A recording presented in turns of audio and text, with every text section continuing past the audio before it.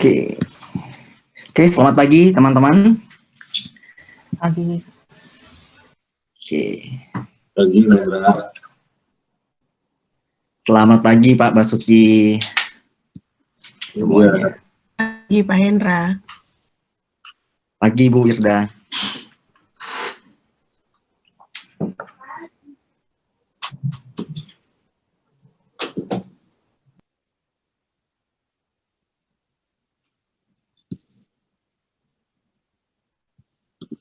Oke, Bapak Ibu sahabat saya, kita ketemu lagi di kelas yang seru ini.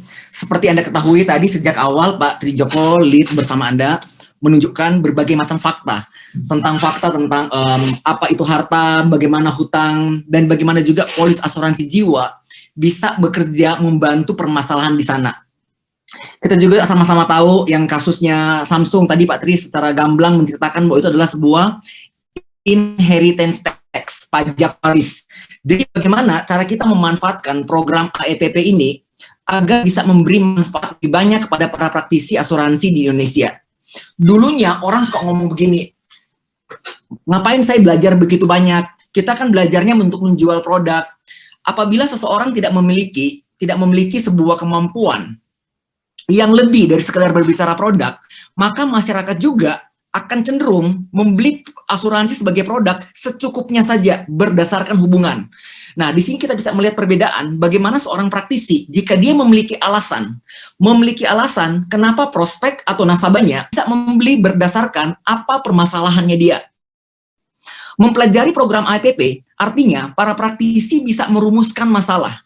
Kita sama-sama tahu, jika seseorang memutuskan untuk membeli sebuah produk, umumnya orang bilang karena solusi. Tetapi sebelum solusi itu ada, praktisi bisa cerdas merumuskan yang namanya masalah. Pengetahuan satu hari ini bisa meningkatkan performa Anda sebagai seorang advisor, bisa meningkatkan sebuah kemampuan Anda untuk merumuskan sebuah masalah. Mari kita mulai dengan apa itu harta waris. Harta waris disebut juga adalah harta tanpa tuan. Kenapa demikian? Karena setelah pemilik harta yang namanya terdaftar di sana, status kepemilikan terdaftar atas namanya dia, itu bukan menjadi miliknya lagi, dan tidak secara otomatis berpindah kepada orang tuanya, berpindah kepada pasangan hidupnya. Ini yang sering kita dengar, bahwa contoh jika sang suami yang lebih berkuasa atas harta, pemilik harta, uang mama adalah uang mama saja, uang papa adalah uang mama. Tapi kalau hutang papa aja, hutang mama ke hutang papa aja. Ternyata itu adalah sebuah mitos seperti itu. Ada juga yang berpikir, oke, otomatis, saya kan orang tuanya, otomatis dong langsung ke anak-anak. Ternyata tidak ada kata otomatis dan langsung di sana. Semua melalui yang namanya proses.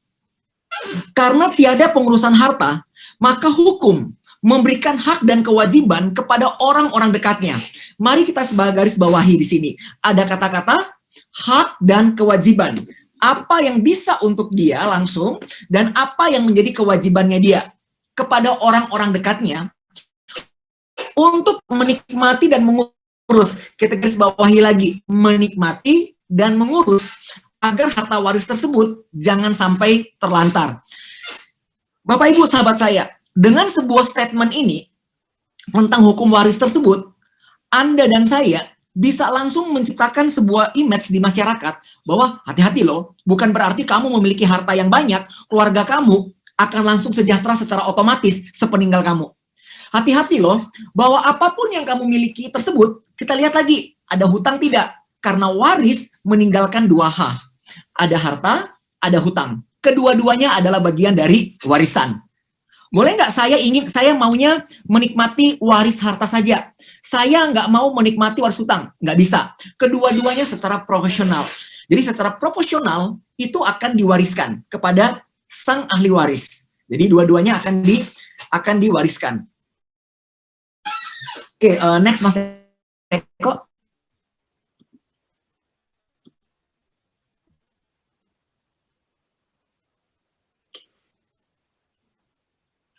Bagaimana dengan hukum waris di Indonesia tadi? Kita mengenal hukum waris Indonesia secara mudah. Ingat aja sesuatu yang bisa membakar, sesuatu yang bisa memanasi suasana. Namanya api. Ada hukum waris adat, ada hukum waris perdata, ada juga yang namanya hukum waris Islam. Ada 3. Ketiga-tiganya bersifat fakultatif dan saling melengkapi. Jadi ketiga-tiganya bersifat fakultatif dan atau saling melengkapi. Artinya apa? Para ahli waris bisa memilih.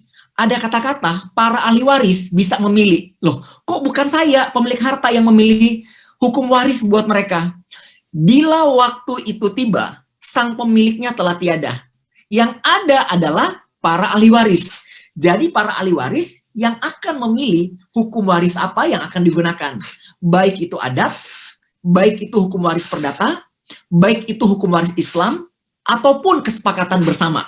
Ada 3+1. Ada kata-kata kesepakatan bersama. Mari kita perhatikan. Bila hukum waris itu adalah hukum waris perdata, itu akan diatur dalam kitab Undang-Undang Hukum Perdata. Ini berlaku untuk golongan keturunan Tionghoa dan Eropa Barat. Bagaimana dengan hukum waris adat? Diatur berdasarkan hukum adat masing-masing daerah. Jadi setiap daerah memiliki hukum adat yang berbeda-beda. Contohnya, bagaimana dengan masyarakat di Bali, bagaimana dengan masyarakat di Batak, bagaimana di masyarakat yang ada di Minang, dan lain sebagainya. Ini saling berbeda-beda. Berlaku bagi masyarakat pribumi yang berdiam dan menundukkan diri di wilayah hukum adat tersebut. Di satu ketika, dalam sebuah seminar di hukum adat di Bali, ada pertanyaan begini, bagaimana bila dia masyarakat Bali, tapi dia memilih misalnya adalah yang berbeda, apakah memungkinkan? Itu semua adalah memungkinkan saja. Mari kita lihat, hukum waris secara Islam terbagi dalam ada mazhab, apakah mazhab Syafi'i, ada mazhab Hambali, perhitungan mazhab Maliki, ataupun menggunakan KHI, kompilasi hukum waris Islam di Indonesia. Jadi dari setiap cabang ini juga bisa bercabang-cabang lagi. Jadi waris merupakan perjalanan yang panjang. Jadi kalau kita ingin menjadikan ini sebuah trigger, sebagai sebuah trigger bagi kawan bicara Anda, entah itu prospek ataupun nasabah, ini adalah triggernya. Waris di Indonesia merupakan perjalanan yang panjang, melelahkan, mahal, dan penuh ketidakpastian. Itu akan membuat orang berpikir, jadi saya harus bagaimana? Sedangkan Anda para praktisi, Anda kan udah tahu dong A to C-nya apa, atau A to C-nya apa, Anda udah paham. Namun apabila kita terlalu pagi langsung menyajikan sebuah solusi bagi mereka tanpa mereka menyadari apa permasalahannya, maka solusinya hanya 2 kemungkinan.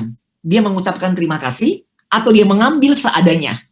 Tapi bila bisa kita menyajikan sebuah rumusan masalah bagi dia, jadi membawakan segala macam teori dalam satu hari ini ke dalam sebuah rangkaian kalimat yang tepat menjadi sebuah rumusan masalah, maka pihak lain akan berpikir, waduh, ternyata apapun yang saya miliki, ini hanya saya bisa nikmati saat ini. Tetapi bila saya bertemu dengan yang disebut dengan permanent holiday, katanya berlibur selama-lamanya, check out dari muka bumi ini, maka kesejahteraan yang dia rencanakan itu tidak secara otomatis dan tidak secara langsung dapat berpindah kepada orang yang dia kehendaki. Nah, di sini juga ada 2 kalimat, orang yang dia kehendaki dan para ahli waris. Kita akan rame nih, seharian kita akan rame. Silakan Mas Eko, next slide-nya.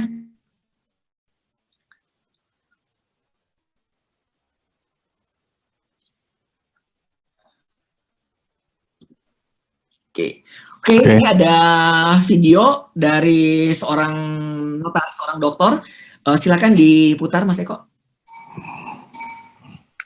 Halo, selamat siang. Nama saya Dr. Bisa dan juga saat ini saya adalah seorang advokat dan juga pendiri dari persidangan. Sehari-hari saya banyak sekali membantu mengenai permasalahan hukum perkawinan dan hukum perwarisan, baik dari dalam negeri maupun Suaranya nggak dengar, Pak. Kecil sekali suaranya. Ada sedikit banyak yang saya bisa sharingkan kepada Bapak. Sudah, Pak? Terima kasih. Di Indonesia ada 3 jenis hukum waris. Yang pertama adalah hukum waris nasional, sebagaimana diatur di dalam Kitab Undang-Undang Hukum Perdata. Yang kedua adalah hukum waris Islam, sebagaimana diatur dalam kompilasi hukum Islam. Dan yang ketiga adalah hukum waris adat. Fakta adanya 3 jenis hukum waris di Indonesia menjadi permasalahan pertama dalam pembagian warisan. Mengapa? Karena ketiga sistem hukum waris itu memiliki syarat dan ketentuan yang berbeda-beda satu sama lain. Sebagai contoh, tanpa bermaksud sara Bapak Ibu, jika ada satu keluarga berasal dari suku bangsa Batak, memiliki 2 orang anak, yang satu laki-laki dan yang satu lagi perempuan, dan kebetulan kedua orang anak itu hubungannya tidak akur. Ketika orang tuanya meninggal dunia, yang laki-laki bisa meminta, karena kita semua orang Batak, maka sudah seharusnya membagi warisannya berdasarkan hukum waris adat Batak. Sebagaimana mungkin Bapak Ibu ketahui, hukum waris adat Batak bersifat patrilineal. Artinya hanya keturunan laki-laki yang mendapatkan warisan. Jika demikian, maka saudaranya yang perempuan tidak mendapat apa-apa. Tentulah dia tidak akan setuju. Yang perempuan akan meminta warisan dibagi berdasarkan hukum waris nasional. Karena hukum waris nasional kita tidak membedakan kelamin dan juga tidak membedakan siapa lahir duluan atau lahir belakangan.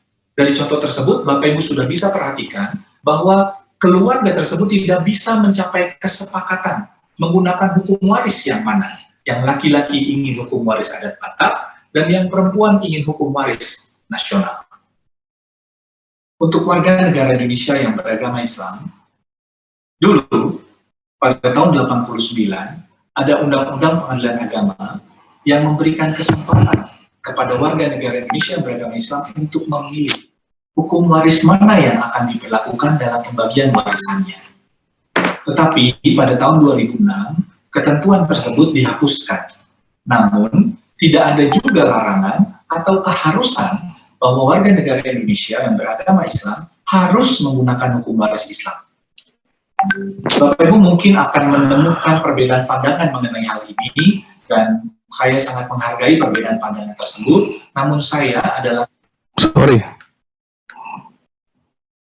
salah satu orang yang berpandangan bahwa warga negara Indonesia yang beragama Islam masih boleh memilih menggunakan hukum waris yang mana sepanjang dia menundukkan diri kepada hukum waris tersebut. Sekian penjelasan yang saya dapat berikan. Terima kasih.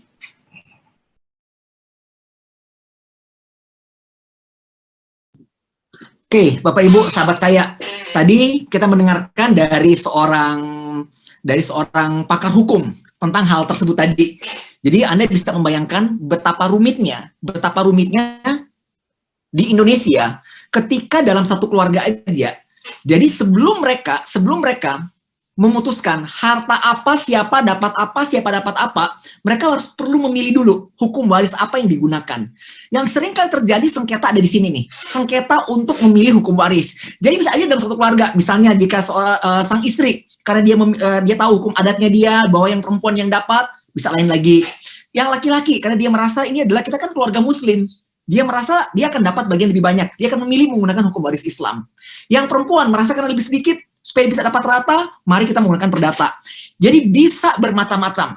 Dan itu adalah sebuah persengketaan yang membutuhkan waktu yang kita nggak tahu. Berapa lama hukum akan bisa memutuskan menggunakan yang mana.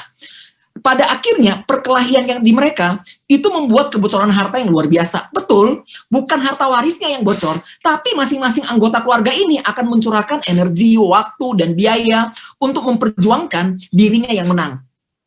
Seandainya kita adalah sang kepala keluarga, kita adalah pemilik harta. Betapa sedih melihat bahwa orang-orang yang kita cintai justru menjadikan harta sebagai alat untuk meretakkan hubungannya mereka.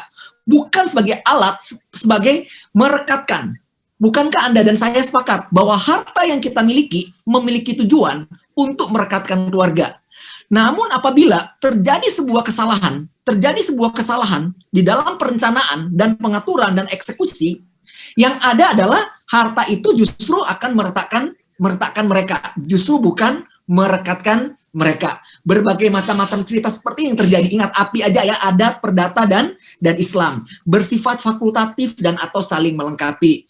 Ada yang bilang begini, Sensei, tapi kalau kita beragama Islam, wajib menggunakan hukum waris Islam. Saya sepakat juga seperti itu. Bahwa orang yang beragama Islam, wajib menggunakan hukum waris Islam. Akan tetapi, hukum memberikan kebebasan bagi anggota keluarga ini untuk bisa juga memilih hukum yang lain. Secara hukum, tidak ada yang wajib memilih yang mana. Tetapi secara keimanan, bisa aja dia berpegang bahwa saya wajib menggunakan ini. Tapi sayanya ini, apakah mewakili semua anggota keluarga? Kurang lebih, jika Anda ingin menggunakan teori tadi sebagai trigger untuk memicu kawan bicara Anda untuk berpikir, dan dia akan menemukan permasalahan apa yang akan dia hadapi, Bukankah itu jauh lebih indah daripada kita menyampaikan sebuah teori hanya sebagai sebuah pernyataan biasa. Jadi Bapak Ibu sahabat saya, dari segala macam teori yang ada di sini, Anda bisa memilih. Bisa menggunakan teori itu hanya sekedar sebagai sebuah pernyataan atau sebagai sebuah inspirasi bagi mereka agar bertindak. Inspirasi bagi mereka agar bisa bertindak, membuat sebuah keputusan, di mana keputusan ini melibatkan produk atau jasa Anda nanti. Mari kita lihat lagi diskusi kasus yang lain nih. Anda tentu ingat dong si Teddy ini yang awalnya diam, kemudian tiba-tiba ribut, ingin meributkan harta.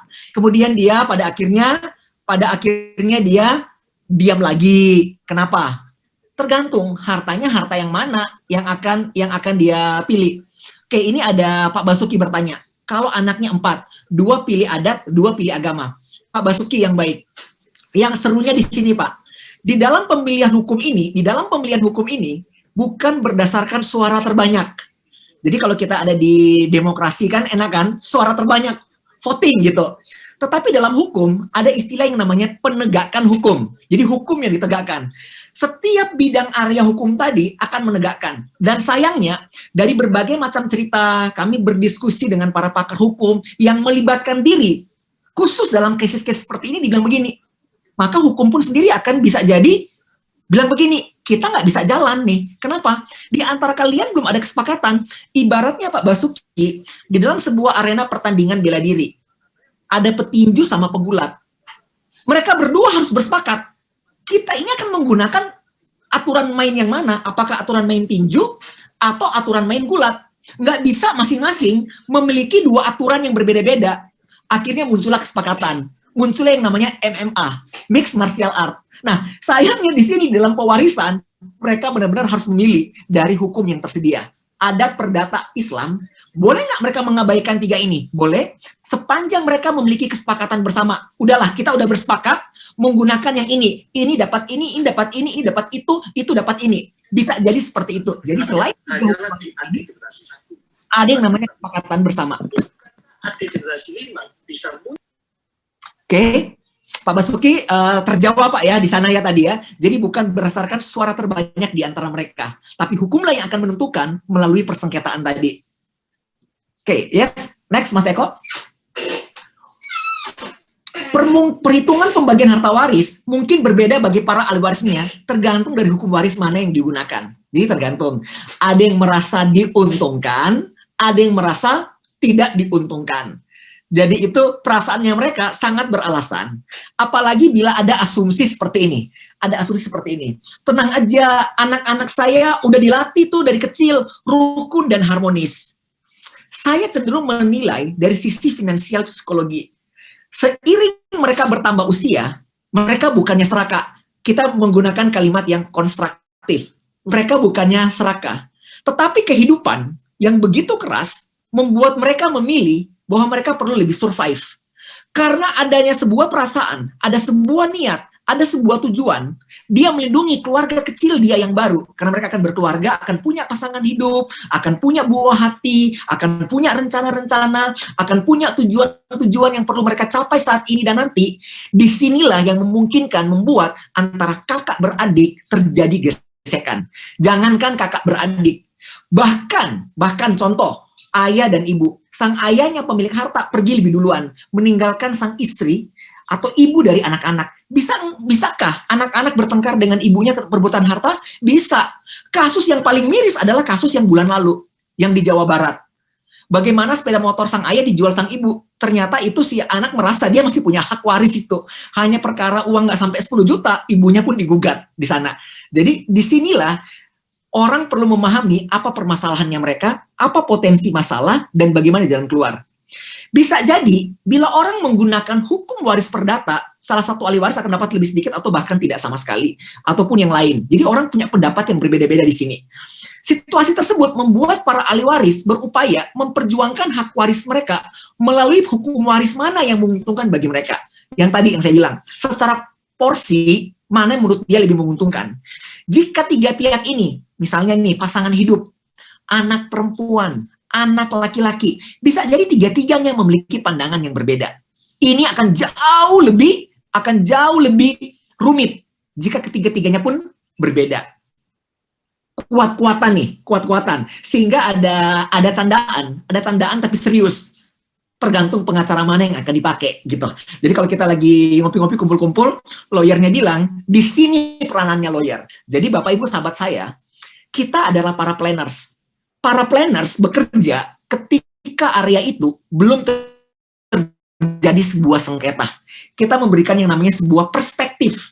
Kita memberikan yang namanya sebuah advice kepada mereka. Karena bila terjadi sengketa, maka planner tidak berperan lagi, tapi itu sudah bagiannya lawyer. Orang tanya mana yang menang, tergantung. Tergantung apa? Tergantung lawyernya, tergantung kondisi dan keadaan sesungguhnya, sehingga pengadilan yang akan memutuskan. Sebelum keputusan itu keluar, udah banyak pengorbanan yang terjadi. Sudah begitu banyak pengorbanan. Ingat, semasa hidup, harta itu bernama aset. Semasa tidak hidup, aset akan berganti nama menjadi estate, alias harta tanpa tuan. When someone dies, hutangnya menjadi satu tempo. Sedangkan waktu dia masih hidup, hutang kan ada jangka pendek, ada jangka panjang. Begitu dia check out, hutang langsung menjadi jatuh tempo. Maknanya apa? Waktu dia hidup, harta dekat dengan dirinya. Hutang itu ada term, ada waktunya, masih jauh. Tapi begitu dia nggak ada, harta menjauh darinya karena dia udah almarhum, tetapi harta juga masih jauh dari jangkauan keluarga. Namun sayangnya, hutang telah mendekati keluarga untuk meminta bagaimana cara menyelesaikan hal ini. Mas Eko, lanjut. Jadi ini kita mengutip dari para pakar bagaimana pandangan-pandangan mereka. Dari hukumonline.com mengatakan, pilihan hukum mana yang akan digunakan bila terjadi sengketa waris adalah membicarakan pilihan hukum dalam tataran praktek. Jadi ingat tadi, itu urusannya para lawyer itu dengan institusi peradilan. Bagaimana mereka akan pada akhirnya memutuskan. Jadi sebelum memutuskan siapa dapat apa, keputusannya adalah menggunakan hukum apa juga yang terjadi. Yang artinya hukum positif Indonesia masih membuka ruang bagi para pihak untuk memilih. Ya, teman-teman lihat ke sini. Ada kata-kata bagi kita orang awam, ini mengambang. Masih membuka ruang bagi para pihak untuk memilih dasar hukum mana yang akan dipakai dalam penyelesaian pembagian harta warisan yang memberikan keuntungan bagi masing-masing pihak menurut perspektif mereka masing-masing. Mana yang lebih menguntungkan? Ini terbuka. Dan nantinya akan memberikan konsekuensi terhadap pengadilan mana yang berwenang untuk mengadili sengketa tersebut. Sehingga dalam sebuah candaan tapi serius, bagaimana bila mereka bersepakat untuk tidak sepakat? Itu kan sebuah kesepakatan juga kan? Kesepakatan kami tidak bersepakat.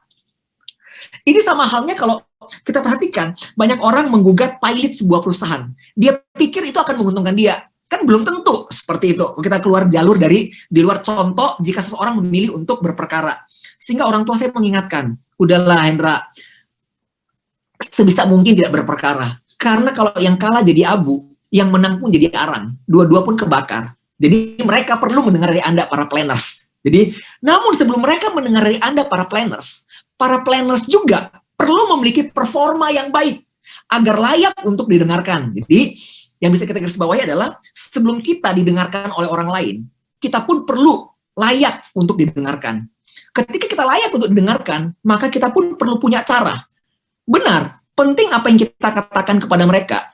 Namun jauh lebih penting bagaimana cara kita mengatakan hal tersebut tanpa menyimpang dari aturan yang sebenarnya.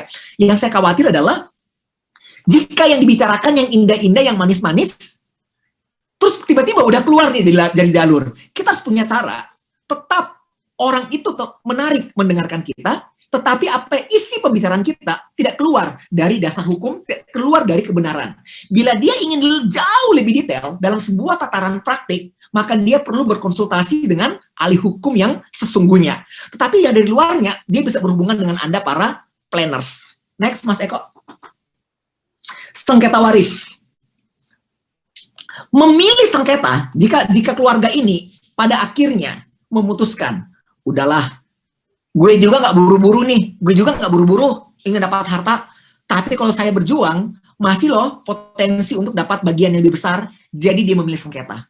Jika dia memilih sengketa, berarti menunda pembagian harta waris tanpa batas waktu yang jelas. Kenapa kami mengatakan tanpa batas waktu? Kita belum menemukan ada kata-kata sampai kapan sudah harus ada keputusan. Jadi nggak ada kata-kata 1 tahun, 2 tahun, 4 tahun sudah harus keputusan, nggak ada. Jadi nggak ada batas waktunya. Jadi ini bisa lama banget. Kita akan lihat real case nantinya. Bagi pihak yang menang, ada biaya besar yang harus dibayar untuk menang. Kita nggak usah menyebut, misalnya dia harus membayar apa, kepada siapa, nggak. Tapi ada sebuah biaya pada akhirnya harus keluar. Yang kalah keluar biaya juga nggak? Keluar juga. Semua ada konsekuensi energi, ada konsekuensi waktu, dan ada konsekuensi biaya. Kedua hal tadi jelas akan membuat harta waris itu menyusut. Jadi secara harta, jadi kalau apa yang dia keluarkan, walaupun harta itu akan keluar, tetap namanya juga sudah terjadi penyusutan kan? Belum bila harta ini berada di sebagai rekening bank. Bagaimana bila manfaatnya seperti bunga dan lain-lain sudah tidak dijalankan karena sebagai dormant account. Sedangkan segala macam biaya terus berjalan, harta pun menjadi susut di sana dan lain sebagainya. Selain itu, masa penantian akan membuat keluarga mengalami kesulitan likuiditas karena akses terhadap harta waris berbentuk uang di bank dan aset investasi lainnya terhambat. Bapak Ibu sahabat saya, dari penyampaian ini, mari sama-sama kita mulai berpikir, oke, kayaknya kalimat ini adalah sebuah kalimat yang tepat untuk merumuskan masalah. Jadi janganlah kita menerima semua ini hanya sebagai teori, hanya sebagai sebuah pengetahuan. Anda dan saya bisa merangkai ini sebagai sebuah cara perumusan masalah. Apapun profesi Anda dan saya, sesungguhnya kita adalah seorang sales. Sesungguhnya kita adalah seorang sales. Ujung-ujungnya ada produk dan jasa atau minimal ide kita yang kita jual kepada orang lain. Bukankah demikian? Ujung-ujungnya kita pun menjual ide kepada orang lain. Sehingga yang tadi di sini ada satu kata kunci yang menarik perhatian saya. Semoga menarik perhatian Anda. Likuiditas. Karena apapun pemilik harta itu miliki. Yang tadinya ketika dia hidup disebut cash is king, itu liquid. Yes, waktu dia hidup. Tetapi ketika dia berpindah posisi hidup menjadi tidak hidup, maka apa yang dianggap sebagai sesuatu yang liquid tidak menjadi liquid lagi. Di sini tidak menjadi liquid lagi di sini. Ini adalah menjadi PR besar bagi mereka. Bagaimana sebuah masa transisi agar segala macam aset liquid, aset investasi, dan aset personalnya dia bisa berpindah kepada orang-orang yang dia kehendaki. Kebutuhan hidup berjalan terus. Cita-cita keluarga terus berjalan terus. Bagaimana mengatasi? Jadi dari statement tadi, kata kuncinya bagaimana kesejahteraan keluarga berjalan sekalipun pemberi manfaat utamanya telah tiada. Bagaimana keluarga bisa menikmati likuiditas sekalipun harta-harta tadi belum langsung berpindah kepada keluarga. Jadi ada sebuah likuiditas yang perlu disediakan kepada mereka sebelum harta-harta itu berpindah. Jadi rekening apa yang lebih cepat pencairannya dibandingkan rekening yang lain? Karena yang lain membutuhkan waktu, membutuhkan biaya, membutuhkan energi untuk mendekatkan kepada keluarga. Jadi dari teori satu lembar ini bisa menjadi sebuah sales stock yang panjang.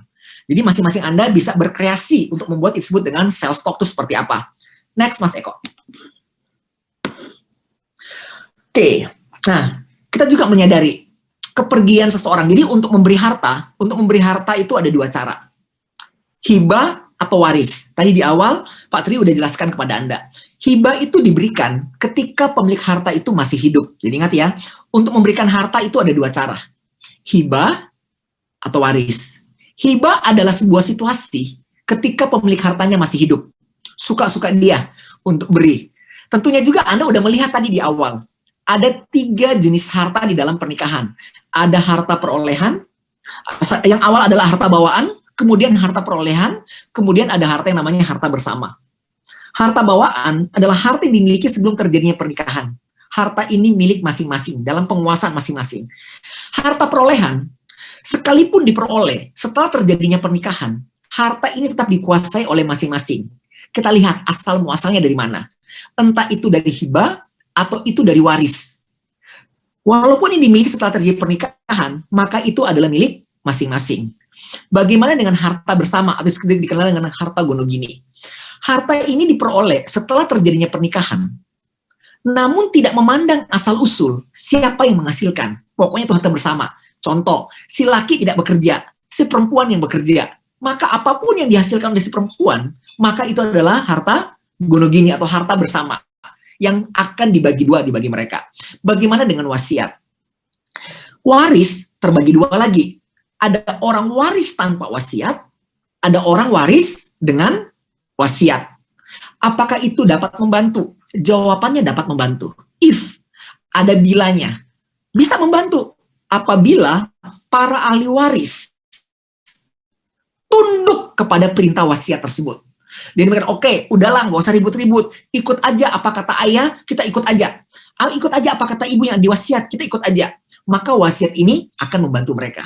Pertanyaan berikutnya adalah, bagaimana bila isi wasiat pun dipertentangkan?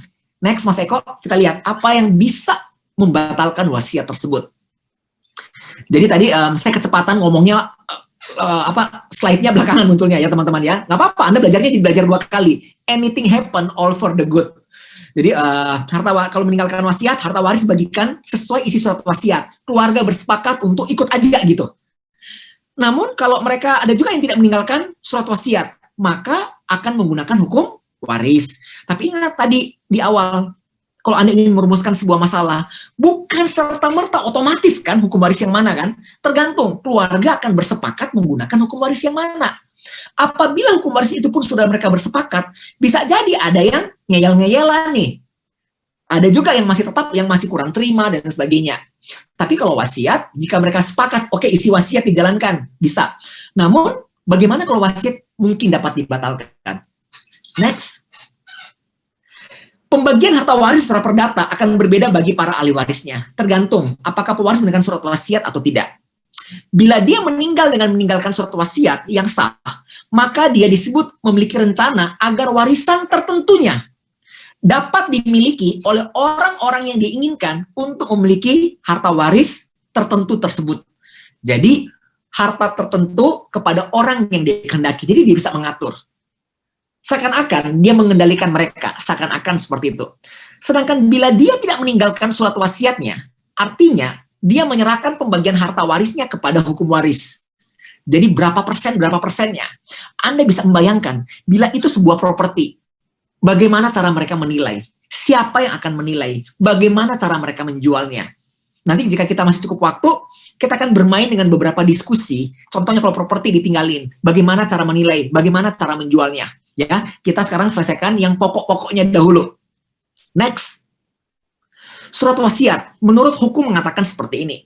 Ketetapan pewarisan berdasarkan undang-undang baru berlaku kalau pewaris, ada kata-kata kalau, pewaris tidak mengambil suatu ketetapan yang menyimpang mengenai harta peninggalannya yang harus dituangkan dalam surat wasiat. Yang menyimpang itu dari hukum waris, yang tadi, yang hukum waris. Jadi dia menyimpang dari hukum waris tersebut. Maka dia membuat surat wasiat.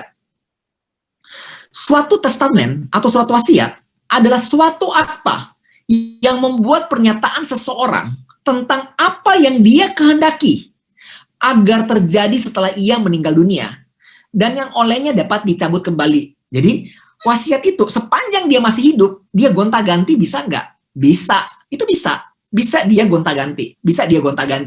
Biasanya pembukaan seperti ini. Saya pemilik harta, menyatakan kehendak saya untuk menyerahkan harta saya kepada para pelaksana wasiat berikut ini. Dia menyatakan sebuah kehendak atas harta dan kepada siapa hartanya yang akan berpindah.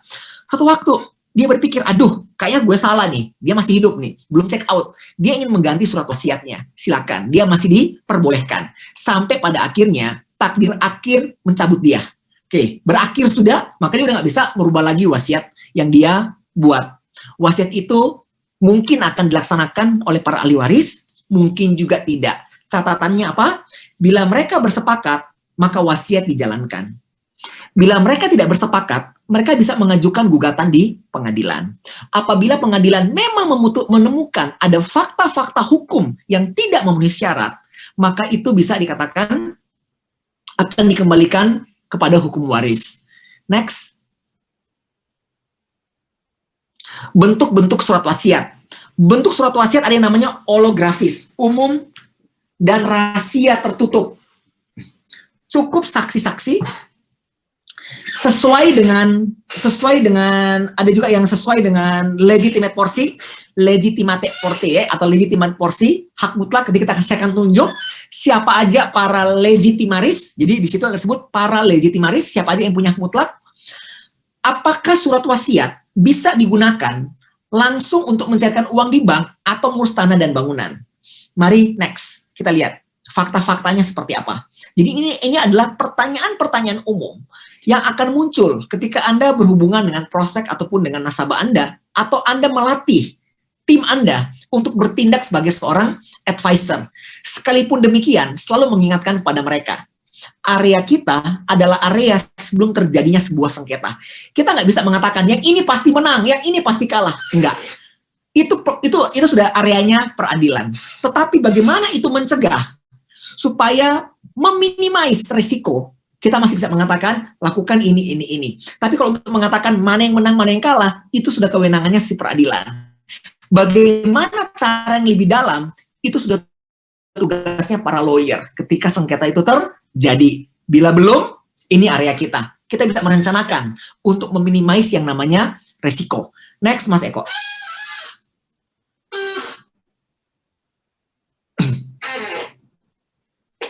Syarat wajib. Oke, sekarang ada syarat wajib nih.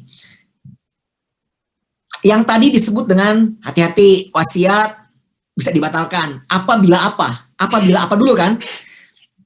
Ini adalah catatan-catatan wajib. Ini adalah catatan wajib yang wajib ada di dalam surat wasiat tersebut. Tidak melanggar ketentuan pembagian, legitimate porsi, yaitu bagian dari harta benda yang harus diberikan kepada ahli waris dan garis lurus menurut undang-undang, yang terhadapnya orang yang meninggal dunia tidak boleh menetapkan sesuatu, baik sebagai hibah antara orang-orang yang masih hidup maupun sebagai wasiat. Jadi ada hal-hal yang secara tegas yang diatur, tidak boleh dilanggar ini. Memenuhi persyaratan tentang bentuk surat wasiat yang ditentukan hukum waris perdata. Jadi bagaimana wasiat itu dibuat? Termasuk adanya cukup saksi yang telah disyaratkan. Adanya persetujuan suami dan istri apabila harta itu adalah harta bersama. Ingat, di harta bersama pasangan kan memperoleh hak 50%. Jadi jangan mentang-mentang dia merasa, misal ini contoh ya, si kepala keluarga, dia merasa dia adalah kepala keluarga, suka-sukanya dia semua diatur di wasiat. Harta bawaan, harta perolehan bisa aja dia yang memutuskan karena di dalam penguasaannya dia. Namun bila ini adalah sebuah harta bersama, tentu dong perlu ada persetujuan dari pasangannya. Karena dia tidak memiliki hak 100% di sana. Ada hak yang lain. Surat wasiat itu apa dibuat sendiri, ada cukup saksi, itu pun dititipkan di notaris. Ataupun mau dibuat langsung oleh notaris. Seseorang datang menghadap kepada notaris untuk dibuat. Seperti itu. Next. Salah satu syarat dalam surat wasiat yang dibuat yang tidak boleh melanggar legitimate porsi adalah ini, yaitu garis ke atas, garis ke bawah. Yang kita suka bilang adalah vertikal untuk orang tuanya. Jadi ini surprise. Banyak orang menganggap begitu sang istri menikah, dia anggap dia sudah menjadi orang yang makmur. Semua harta suami adalah hartanya dia. Yang menjadi catatan, yang suka menjadi bahan candaan namun serius adalah bila para wanita mengejar laki-laki kaya raya, pada dasarnya udah kaya raya, dia memiliki harta bawaan. Orang tua laki-laki ini adalah kaya raya juga yang akan mewariskan. Dia belum tentu menjadi turut kaya raya. Kenapa? Tidak tentu menjadi turut kaya raya. Karena itu adalah harta bawaan dan harta perolehan. Oke. Di mana di sini juga orang tua dari anak tersebut masih memiliki hak kuat. Dia adalah seorang legitimaris. Anak-anak dan keturunan yang sah itu adalah legitimaris. Bagaimana dengan anak yang tidak sah? Apabila dia sudah mengakui anak ini. Jadi anak ini dalam posisi anak yang diakui. Jadi ada dua nih. Ada yang disebut dengan anak-anak dengan posisi waris, ahli waris yang sah, adalah anak-anak yang dilahirkan berdasarkan Undang-Undang Nomor 1 Tahun 74. Itu adalah anak-anak dengan status ahli waris yang sah. Bagaimana dengan anak yang di luar pernikahan?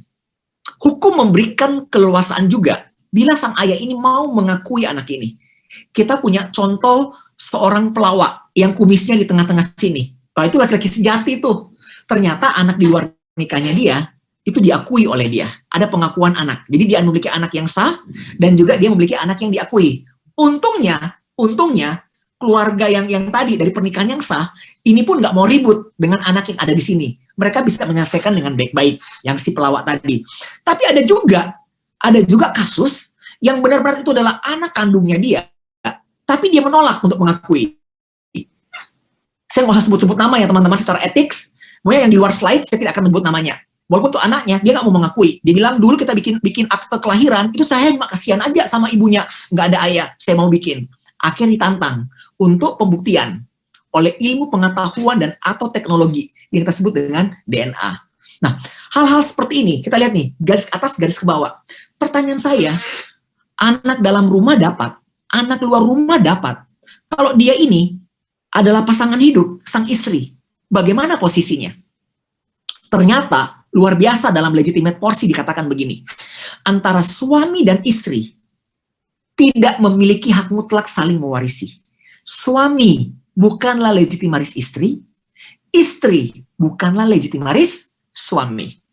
Disitulah orang terbelak.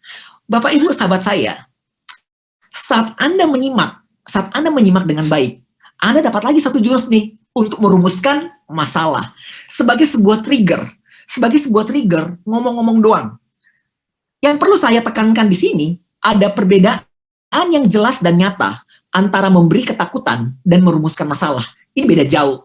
Kalau kita memberi ketakutan, kita datang langsung berbicara hal-hal negatif dengan prospek atau dengan nasabah. Kita langsung presentasi ancaman-ancaman kepada dia. Orang pun tidak nyaman. Namun kalau Anda datang sebagai teman berbicara, sebagai teman diskusi, ingat, pernyataan Anda akan membuat dia bertanya kepada Anda. Itu kan lebih enak kan? Jadi pernyataan Anda akan membuat dia bertanya. Atau pertanyaan Anda akan melahirkan pertanyaan baru dari dia, di mana jawaban adalah jawaban yang Anda kehendaki. Jadi penguasaan 1 hari penuh ini, Anda butuh untuk mengolahnya dia, mana sebagai rumusan-rumusan masalah, dan bagaimana cara Anda menyampaikan hal tersebut. Oke, ini adalah hal yang menarik. Bagaimana kalau dia tidak meninggalkan surat wasiat?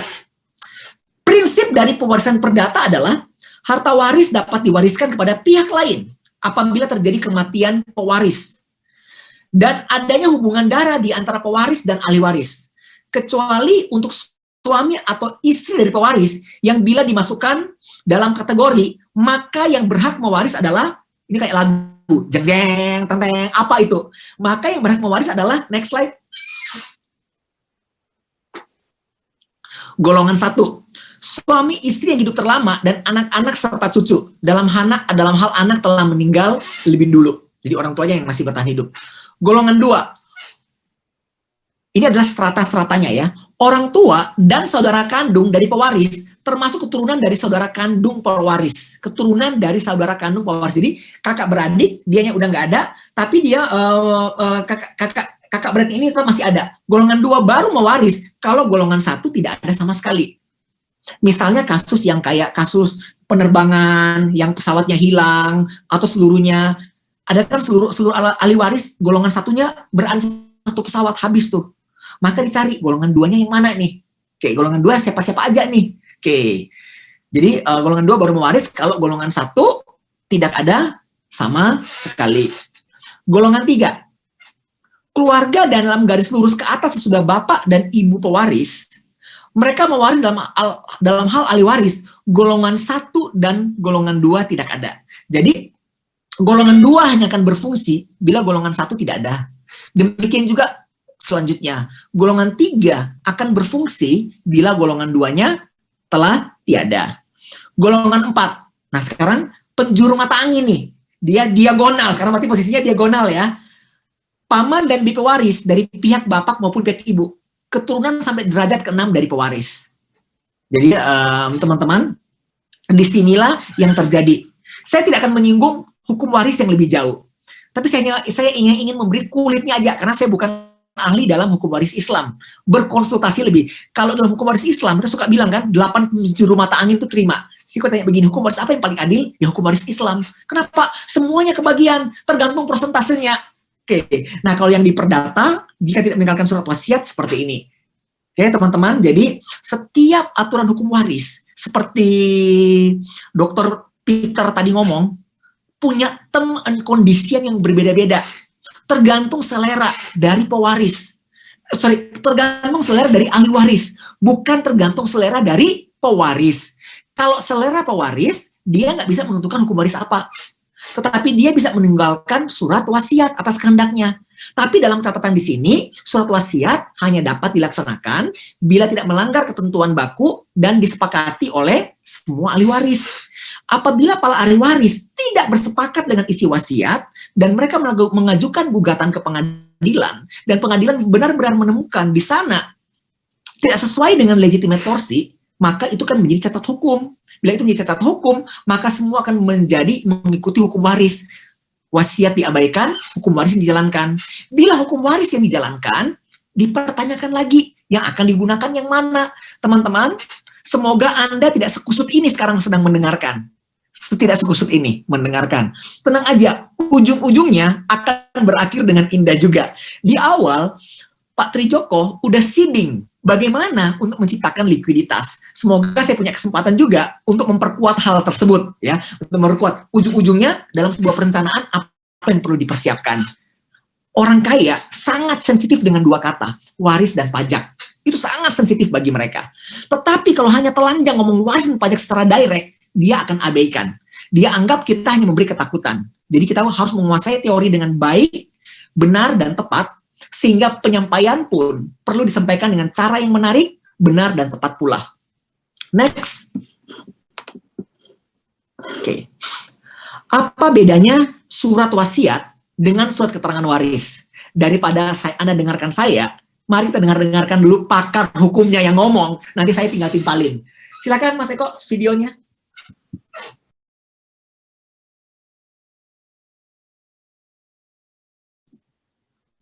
Suaranya, Mas.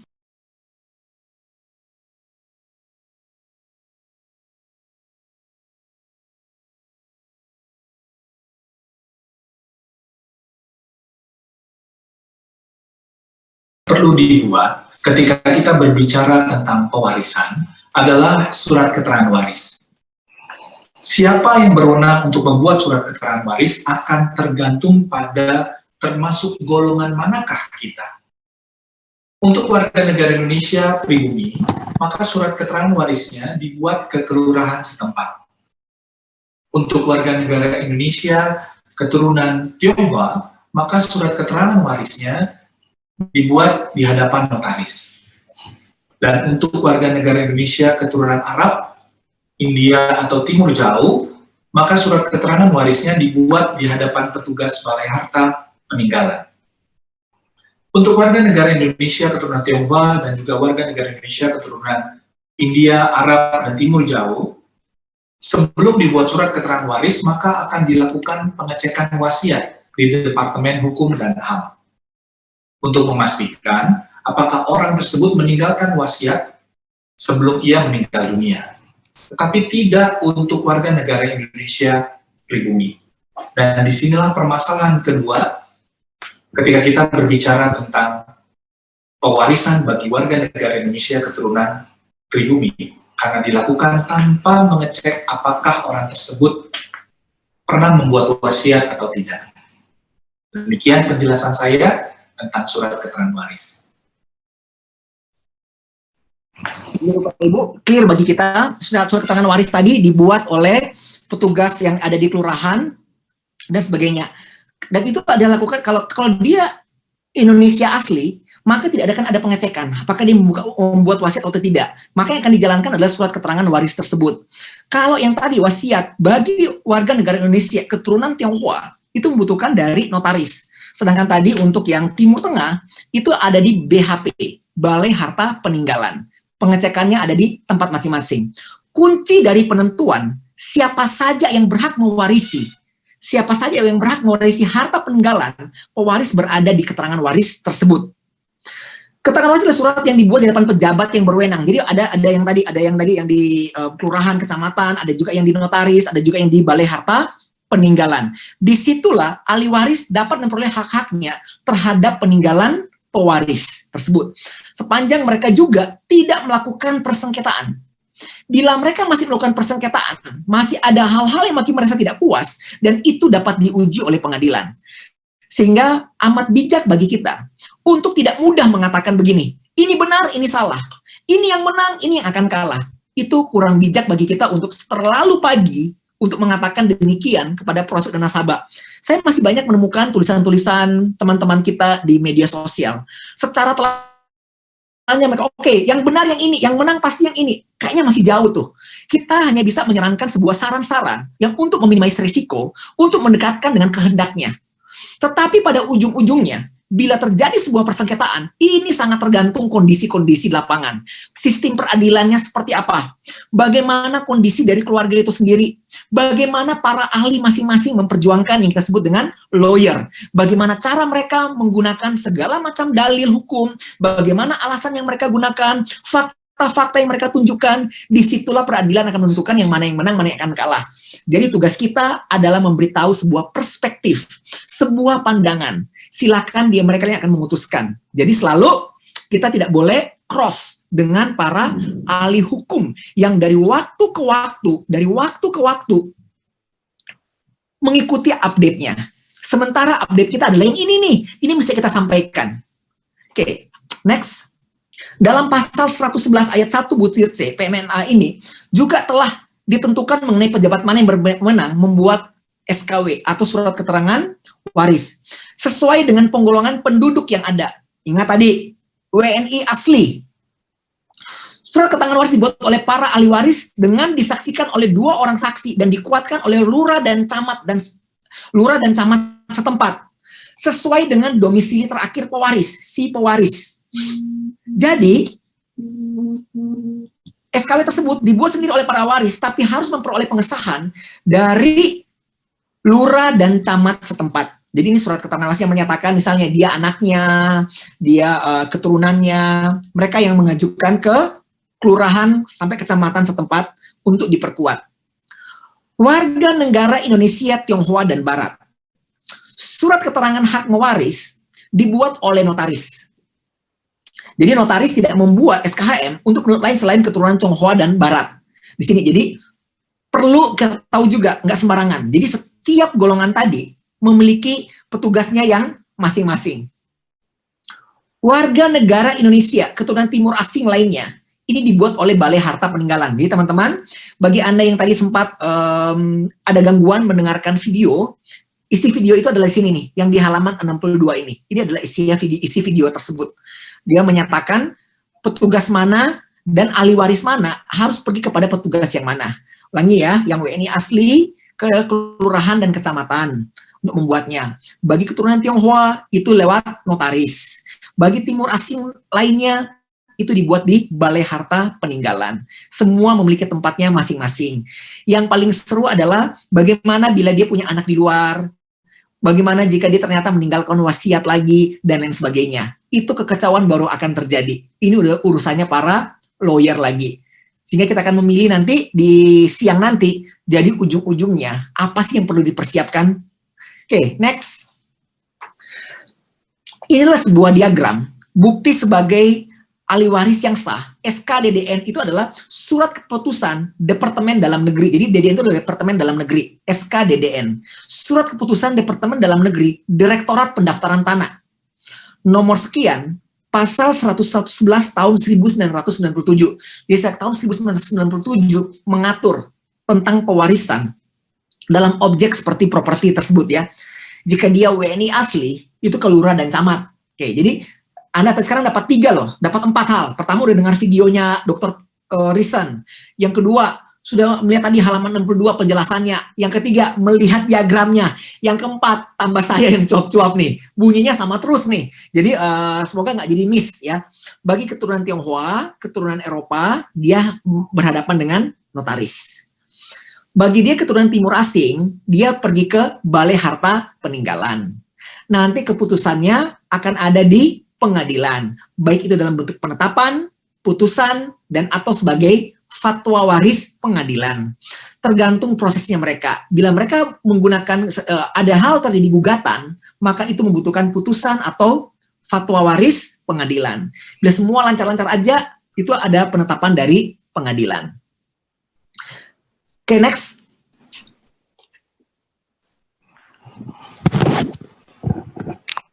Video ini.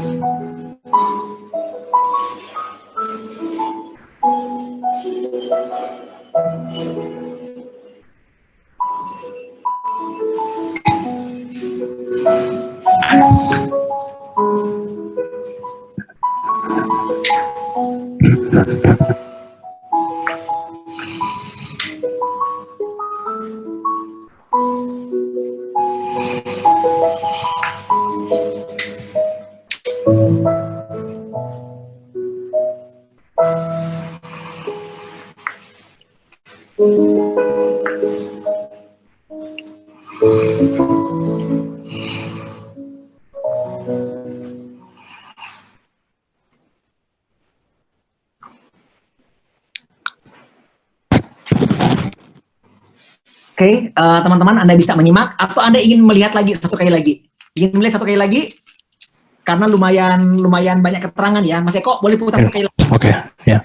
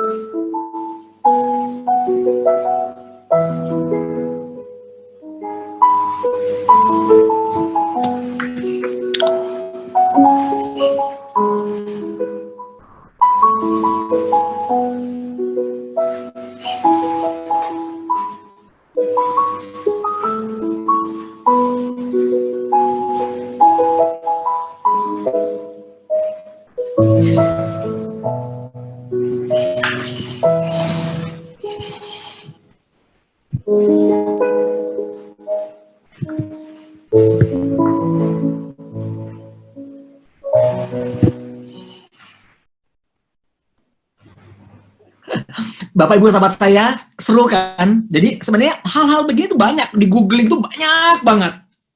Sehingga bagi kami, saya belajar dari Pak Trijoko, saya belajar dari Pak Iksan, membuat kita tuh nggak berani ngomong kayak begini, ini pasti menang, ini pasti kalah, ini benar, ini salah. Kita nggak berani langsung ngomong kayak begitu. Biasanya yang berani kayak begitu tuh, yang belajarnya masih seupil, sekecil, oke, dia langsung menggunakan semua jurus seperti itu. Ini seru banget. Kenapa? Di dalam hukum itu, titik komanya lagi bagaimana, itu bisa berbeda-beda makna. Dan tergantung masing-masing lawyer punya dalil-dalil hukum apa di depan peradilan tersebut, di dalam sistem peradilan. Maka segala sesuatu yang namanya teori, bila teori itu hanya dangkal dikuasai, Itu akan keliru. Jadi bagaimana kita menyelamatkan muka kita masing-masing? Jadi kita yang memberitahu kepada mereka, mestinya bagaimana, apa yang perlu dipersiapkan, bagaimana bila itu memiliki potensi sengketa, carilah segala sesuatu yang potensi sengketanya semakin minim. Kalau yang ini potensi jadi saya lebih suka menggunakan kata-kata potensi. Kalau potensi itu kan maybe yes, maybe no. Jadi semakin kecil atau semakin besar. Besarnya seberapa, kita juga nggak bisa memberi kepastian. Kecil seberapa juga, kita nggak memberi kepastian. Jadi sebuah statement yang lebih menyejukkan, sebuah statement yang lebih mengedukasi, daripada sebuah statement yang menghakimi orang sebelum itu terjadi, sedangkan kita sendiri bukan seorang ahli hukum. Setahu saya, seorang ahli hukum juga bukanlah orang yang bergerak hukum juga, tetapi dia telah berprofesi dan berpraktek dan memiliki pengalaman dan jam terbang yang sangat tinggi. Nah, itu kita mengakui sebagai seorang yang expert, seorang yang ahli. Dia memang praktek hidup di sana. Udah peradilan, dia berhadapan seperti itu. Sayangnya sekali di luar, terutama di media sosial, begitu kejam. Begitu banyak yang langsung menghakimi seperti itu. Jadi semoga di dalam program AIPP ini, Anda dan saya memiliki kesempatan untuk bertumbuh. Lebih baik, dan lebih baik lagi. Dalam case study yang tadi, Mas Teo kembali dulu, sorry, kita kembali yang tadi. Jadi bayangkan ya, 43 tahun kemudian, itu masih bisa. Apabila peradilan menemukan fakta-fakta hukum yang memungkinkan. Saya kurang sependapat kalau orang ngomong gini, nggak ada kepastian hukum. Sebenarnya yang terjadi adalah bahwa segala sesuatu itu dapat digugat. Segala sesuatu itu dapat digugat. Menang kalah tergantung, menang kalahnya tergantung. Tapi kalau bilang gini, nggak dapat digugat lagi. Hampir keliru. Sekarang ini Indonesia, men. Segala sesuatu itu dapat diuji kembali, dapat dilakukan gugatan. Menang kalahnya adalah urusan nanti. Itu adalah mitos versus realita. Next. Siapa yang akan menjadi eksekutor pembagian harta waris tersebut? Mari kita lihat. Next. Jadi bagaimana wali bawah umur, incapacitated dan boros. Jadi tergantung dari jenis hartanya apa. Itu ada namanya perwalian. Apakah perwalian tersebut dapat dilakukan yang namanya gugatan? Banyak hal terjadi. Misalnya mertua dengan anak mantunya dia sekalipun, ini bisa terjadi. Dia ngomong gini, waduh Pak Hakim, kalau yang ini mantu saya jadi wali, ini bisa habis, dia bisa membuktikan. Misalnya penjudi, pemabuk, segala macam dan lain sebagainya. Ini bisa. Bibi yang mana, paman yang mana, itu semua masih bisa diributkan. Bahkan perwalian pun itu masih diributkan. Yang mana yang lebih layak menurut hukum untuk menjadi wali. Nggak ada yang benar-benar hitam dan putih. Nggak ada yang seperti itu. Ini adalah sebuah gray area yang sangat dinamis. Kalau anak ini butuh perwalian, sedangkan statusnya dia tidak makmur secara harta, kayaknya nggak ada orang yang mau mengaku menjadi wali gitu. Tetapi bila dia ditinggalkan dengan harta yang berlimpah, kayaknya banyak anggota keluarganya dia akan berlomba-lomba untuk mengajukan diri untuk menjadi wali atas anak tersebut. Next. Video ya. Jika seseorang meninggal dunia dan ia meninggalkan seorang anak yang masih di bawah umur, tentu pertanyaannya adalah apakah anak tersebut berhak untuk menjadi ahli waris? Bapak Ibu, hal pertama yang perlu kita pahami adalah apa yang dimaksud dengan anak di bawah umur. Karena secara ketentuan memang terdapat dua batasan dan pandangan di praktek pun bisa berbeda-beda antara satu orang ahli dengan ahli yang lain. Di satu sisi, pada umumnya orang menganggap seseorang itu sebagai dewasa ketika ia telah mencapai usia 21 tahun atau di bawahnya tetapi sudah menikah. Tetapi di sisi lain, ada juga aturan yang mengatakan bahwa ukuran dewasa adalah 18 tahun. Pada umumnya, orang tetap menganggap dewasa itu adalah 21 tahun. Jika kita meninggal dunia dan meninggalkan seorang anak yang belum mencapai umur 21 tahun, maka harus ada wali atas anak itu. Baru-baru ini, pemerintah mengeluarkan aturan, yaitu PP nomor 29 tahun 2019 mengenai perwalian di Indonesia. Perwalian di Indonesia dibuat berdasarkan prioritas. Prioritas pertama yang bisa menjadi wali untuk anak di bawah umur adalah orang tuanya, kakek neneknya, dan buyutnya. Jadi 3 derajat ke atas, itu adalah prioritas pertama. Prioritas kedua adalah menyamping, baik dari keluarga ayah maupun dari keluarga ibu, juga 3 derajat. Dan yang ketiga adalah warga negara Indonesia atau badan hukum lainnya. Bagaimana prosesnya untuk menjadi wali? Pada prinsipnya kita harus mengajukan penetapan pengadilan. Untuk warga negara Indonesia yang beragama Islam, maka penetapan pengadilan itu akan keluar dari pengadilan agama. Untuk warga negara Indonesia selain Islam, maka penetapan akan keluar dari pengadilan negeri setempat. Beberapa syarat utama untuk menjadi seorang wali adalah, yang pertama, dia harus warga negara Indonesia dan berdomisili di Indonesia. Yang kedua, mampu secara ekonomi. Dan yang ketiga, memiliki agama yang sama dengan anak yang akan diwalikan. Bapak Ibu, perwalian itu akan berakhir ketika anak tersebut mencapai usia 18 tahun, atau jika anak tersebut meninggal dunia, atau wali anak tersebut meninggal dunia. Demikian penjelasan dan jawaban yang saya bisa berikan terkait dengan hukum waris di Indonesia. Semoga bermanfaat bagi Bapak Ibu sekalian. Salam.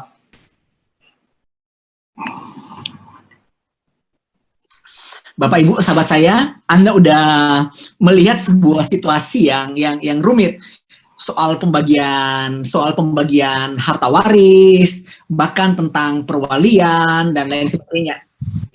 Disinilah terjadi yang namanya orang tuh perlu bijaksana untuk bisa melihat ancaman-ancaman apa yang bisa membuat hartanya terhadang untuk dapat diberikan kepada orang yang dia kehendaki. Kita masih akan melihat video lain tentang sengketa pembagian harta gono gini. Setelah kita cicat lagi ya. Silakan Mas Eko.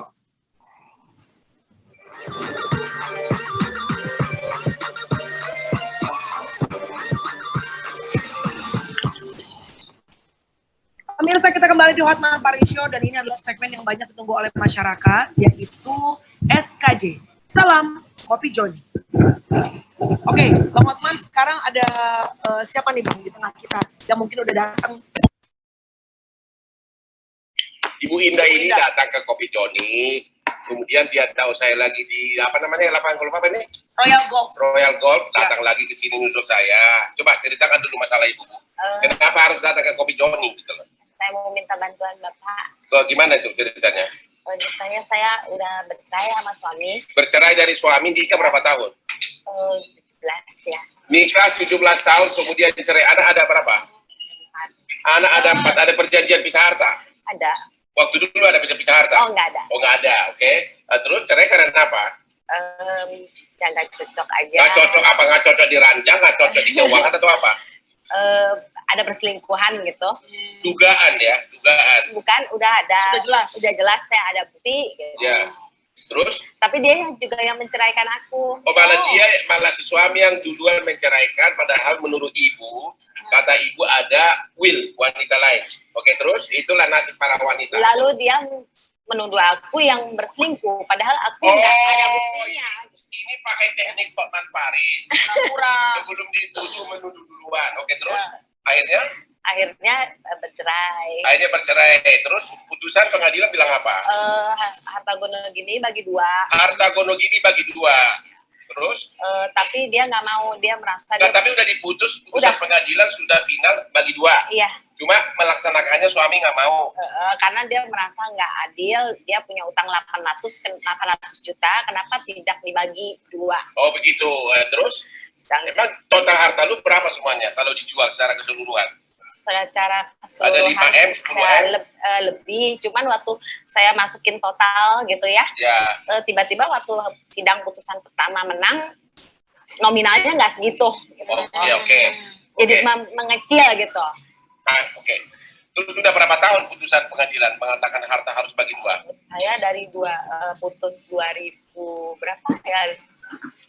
2015. Sudah berarti sudah hampir 4 tahun putusan. Oke, terus Udah. katanya kalian sesudah karena dia tidak mau menyerahkan harta, kemudian bikin perjanjian lagi. Sebelum itu saya ada pakai pengacara. Ya. Urus soal harta gono gini kan udah selesai ya putusan. Lalu dia kan belum kasih. Dia bilang dia mau banding. Tapi banding itu selama ke depan setahun tidak ada panggilan. Saya ke pengadilan lagi. Memeriksa ada banding enggak, ternyata enggak ada kertas tertulis banding, tapi di komputer ada dia banding. Intinya sesudah itu kalian bikin perjanjian perdamaian, kesepakatan gitu? Belum, tunggu dia banding dulu, lalu dia... Nah, tapi terakhir ini sudah ada perjanjian perdamaian? Iya, sudah ada. Dia bilang apa? Karena dia, mau nggak kamu jadinya 2M? Kalau... Jadi si suami bilang, sambil dia tidak mau ngasih, kamu ditawar-tawari jumlah uang yang lebih kecil. Akhirnya kamu nggak ada pikiran lagi terima, tanda tangan. Tapi besok aku kasih sore. Dia bilang akan dikasih duitnya 2M besok. Iya, tapi ternyata sampai hari ini tidak dikasih. Sampai 3 tahun ke depan masih sudah tanda tangan. Ya, inilah kelemahan daripada hukum perkawinan Indonesia. Kenapa, Bang? Saya selalu teriak-teriak, putusan pengadilan itu biar perdata, baik mengenai gunung ini, mengenai nafkah, mengenai tunjangan terhadap anak, sering tidak dilaksanakan oleh suami sebagai wanita yang lemah. Dan karena kita tidak mengenal undang-undang contempt of court, yaitu seseorang yang tidak mentaati putusan pengadilan dapat dipenjara. Ya, di kita nggak ada, sehingga di Indonesia ini semena-mena gitu loh. Nah, terus ibu kenapa nggak bilang sama dia? Karena perjanjian yang 2M tidak penuhi, maka saya berhak memutuskan yang perjanjian 2M kembali kepada putusan pengadilan. Silakan, urus aja sama kamu, nggak bakalan menang. Oh, dia berani mendahului maka pengadilan. Saya cari bapak, mau minta tolong. Oh gitu. Jadi dia menantang bahwa pokoknya itulah, bayangin, sudah tidak melaksanakan malah menantang ya. Itulah kenyataan di Indonesia. Makanya saya bilang benar-benar yang harus dibenahi duluan adalah mengenai kewibawaan putusan pengadilan. Ibu ini sudah menang, malah si pihak yang kalah nantang. Coba urus lagi, katanya. Dibilang nggak akan menang loh, katanya kan. Iya. Itulah Indonesiamu. Harusnya ini untuk bahan debat capres seperti inilah yang benar. Sampai mana nggak akan menang. Kopi Doni. Kenapa? Sampai mana nggak akan menang kamu. Tetap aja kamu dapat 2M. Begitu ya? Oke. Anak-anak ikut sama ibu? Iya. Anak-anak nafkah siapa yang bayar? Dia kasih, tapi kadang-kadang kalau lagi begini sama saya jadi tersendat-sendat, dibuat anakku susah. Sedangkan maaf suami udah nikah lagi belum? Banyak dia. Sudah ada anak juga 1, tapi ada juga perempuan lain juga bisa telepon saya menanyakan dia. Padahal dia udah rumah tangga, udah punya anak lagi 1. Hancur hati, anak tapi udah ada 4 juga, dan ini putusan juga riwah gitu ya. Oke, makanya cari kalau gitu, ibu harus segera mengajukan permohonan eksekusi ke pengadilan. Ibu kasih daftar hartanya, harus jelas alamatnya di mana. Misalnya kalau rumah jelas alamatnya, sertifikatnya apa. Kalau deposito jelas nama banknya, kalau bisa dapat nomor depositonya. Mohonkan kepada ketua pengadilan untuk dieksekusi. Itu upaya hukum yang resmi, gitu loh. Lain kali kepada wanita, kalau bikin gugatan harta gono ini, agar ditambahkan satu item gugatannya, yaitu begini, itu namanya uang som atau denda.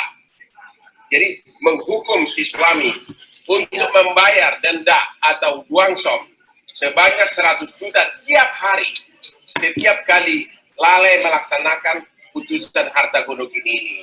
Itulah. Kalau semua pengacara mengetahui trik-trik seperti ini, itu salah satu caranya menolong para wanita yang lemah. Termasuk juga menafkah terhadap anak, bisa itu dibikin sanksi. Kira-kira begitu, Bu ya. Jadi upaya hukum bagi ibu adalah permohonan eksekusi kepada ketua pengadilan. Ibu jangan takut, mohonkan dulu, bikin semua daftar harta, termasuk semua dia punya deposito sama sertifikat rumah, masukkan semuanya. Ya, jangan terus-terusan berdebat di luar sidang, itu karena harta dia yang menguasai. Ya, surat-surat pegangan. Itu juga pelajaran bagi kaum istri. Begitu Anda nikah, harus Anda terbiasa bahwa setiap beli harta itu Anda yang nyimpan, atau kalau boleh atas nama berdua, syukur-syukur lagi atas nama istri. Makanya Anda itu di awal-awal masa pengantin, kalau malam-malam itu malam-malam yang indah, sambil Anda mulai asik gitu, mendekat-dekati Anda bicarain harta gitu loh. Karena itu pasti akan kedepannya jadi jelas gitu ya Bang ya. Artinya laki-laki itu hampir semua adalah pada saat dia kepengen, dia akan mau ya gitu loh. Tapi begitu ada problem kayak sekarang, begitu sudah ada problem kan menjauh, sama itu waktu pacaran. Ya. Pacaran itu sebelum kita dapat, kita kasih apapun. Begitu kita sudah dapat, bye gitu. Baik, Itu mudah-mudahan triknya untuk menguasai laki-laki, oke? Kesimpulannya dari Abang, ya jalan keluarnya mudah-mudahan bisa ada yang terbaik ya buat ibu dan anak-anaknya, 4 orang anak. Ingat, ya. permohonan eksekusi atas harta gunung ini ke pengadilan. Oke, ingat itu Bu ya. Oke Bu. Baik, terima kasih Ibu. Ya, mudah-mudahan ada jalan keluar yang terbaik ya. Bang Hotman, seperti biasa menutup Hotman Paris jalan-jalan ya. Kita butuh kita gue aja dulu ya. Dari Abang dan juga ada quotes dari Abang. Silakan. Halo masyarakat Indonesia.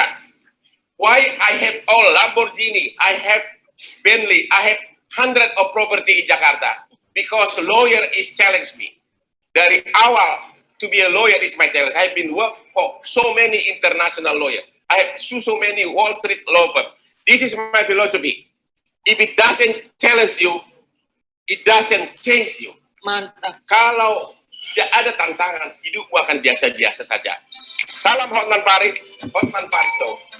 Hotman Paris jalan-jalan. Bye. Oke, Bapak Ibu, sahabat saya, sebelum kita berpindah ke video selanjutnya, kita bisa cerita sedikit yang tadi ya. Situasi tadi, jadi sebuah peringatan buat para istri nih, para wanita. Jadi kalau benar-benar belum bisa memegang kekuasaan, jangan cepat-cepat katanya untuk bisa bercerai. Apalagi yang kita bisa ambil pelajaran. Jadi bagaimana sejak awal ada penguasaan. Memang benar, sekalipun harta itu atas nama seseorang, belum tentu itu adalah milik dia sepenuhnya. Memang benar, belum tentu milik sepenuhnya. Tetapi setidak-tidaknya bisa berada dalam kontrol dia. Untuk sementara itu masih ada dalam kontrol dia. Itu pelajaran yang bisa kita ambil dari cerita yang tadi. Ingat ya, harta atas nama Anda, betul, belum tentu itu adalah 100% milik Anda. Kalau itu adalah harta gonogini, belum tentu 100%.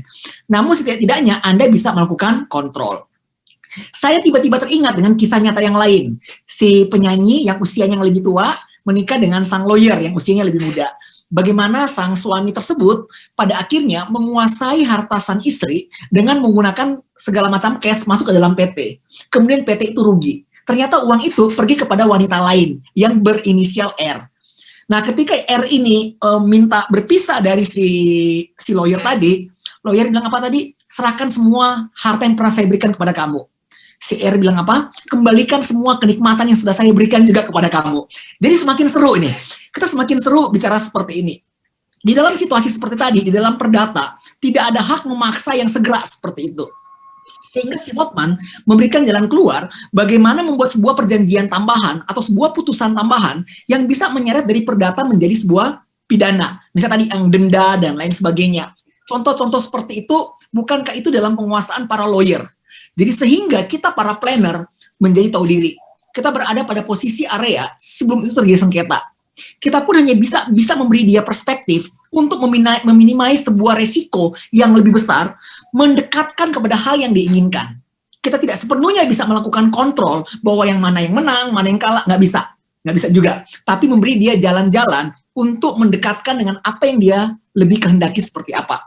Kecuali ada instrumen keuangan lain yang kita akan bahas di belakang. Nah, ini ada video yang lain. Kita akan berpindah topik kepada Mystery of Medical Bills. Mas Eko, silakan untuk videonya.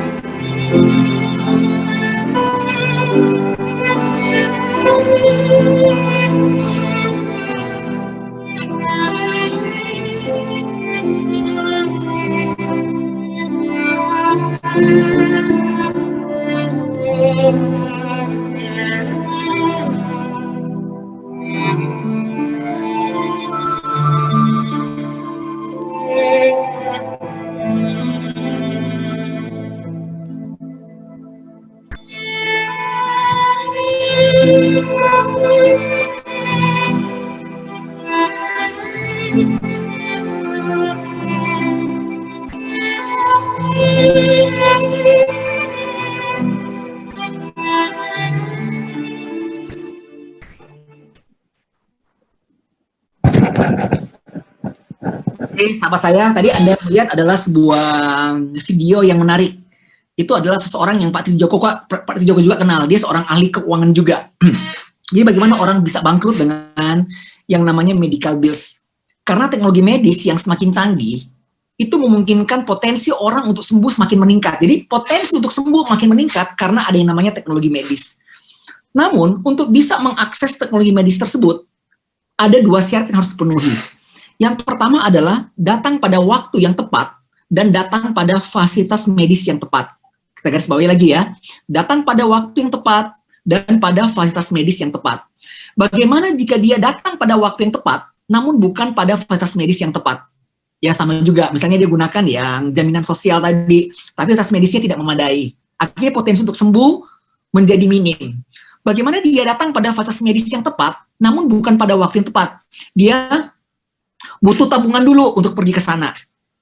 Jika dia ingin melakukan segera, ada kemungkinan lain. Dia bisa melakukan pinjaman, tapi itu kan jadi beban. Semua ada batasnya. Pinjam pada orang lain pun ada batasnya.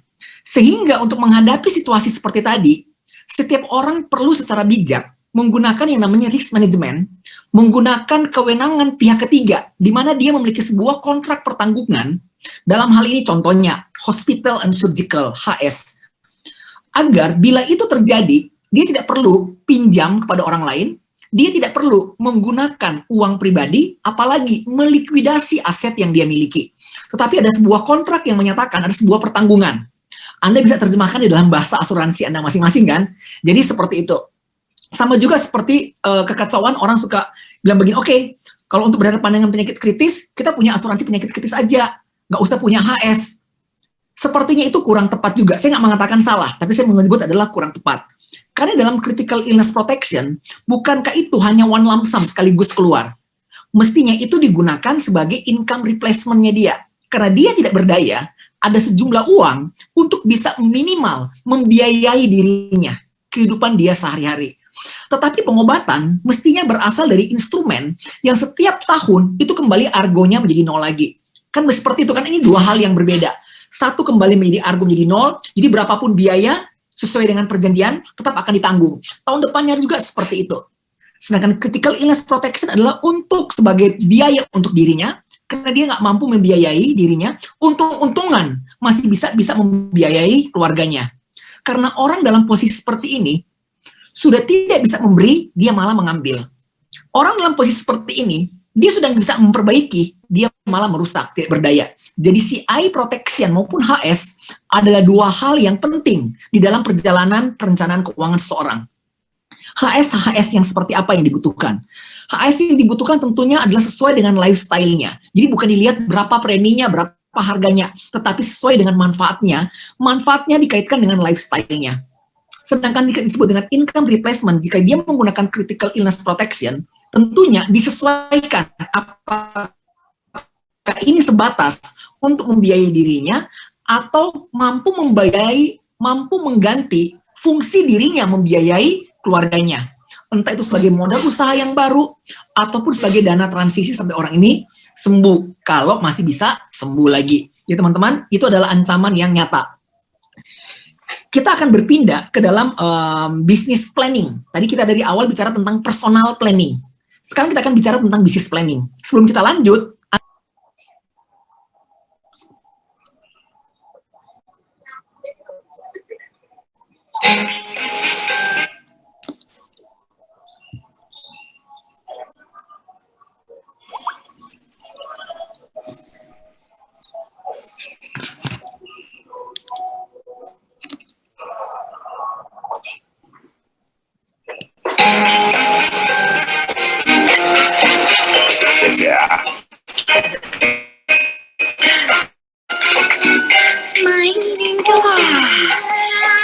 老板，好，爸，他又多拿了，哪有？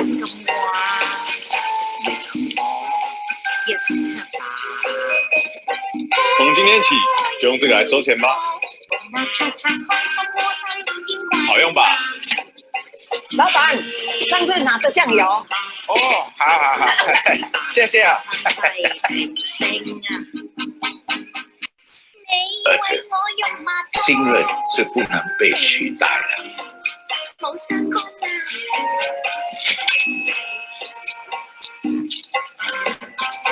孩子们很喜欢啊。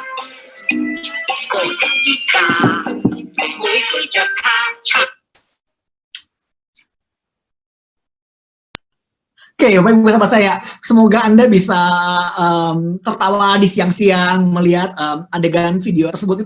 Itu video yang sederhana, sejuta makna. Suara putus-putus nggak tadi Pak Hendra? Putus-putus sih Pak, mau diputar ulang silahkan, boleh? Bentar ya. Boleh diputar ulang, soalnya putus-putus tadi ya. Sebentar.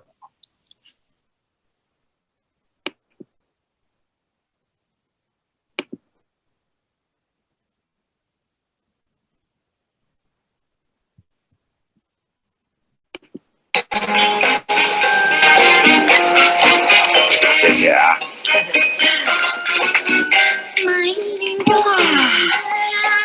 老板，好，爸，他又多拿了，哪有？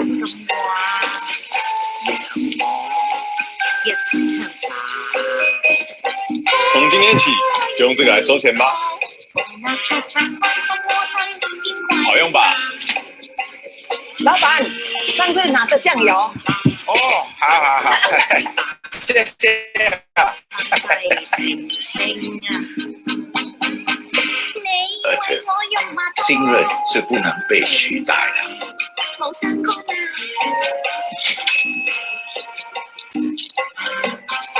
孩子们很喜欢啊。